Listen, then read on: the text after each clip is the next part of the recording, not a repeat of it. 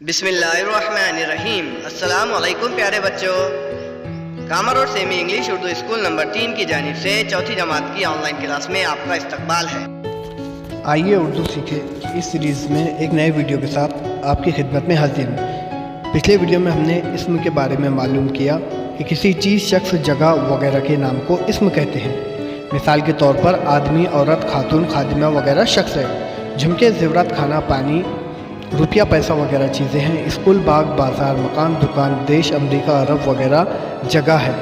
یعنی اسم میں کیا کیا آتے ہیں؟ شخص، جگہ اور چیزیں، انہیں اسم کہتے ہیں۔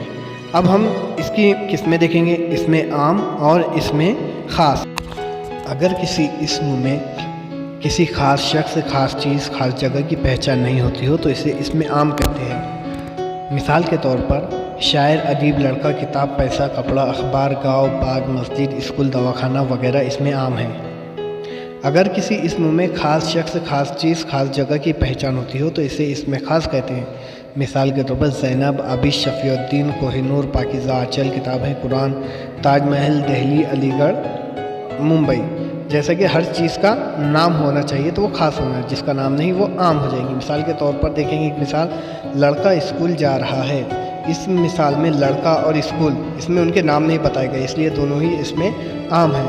اب ہم جب اگلی مثال دیکھیں گے کہ مثال کے طور پہ عابد انجمن اسکول جا رہا ہے۔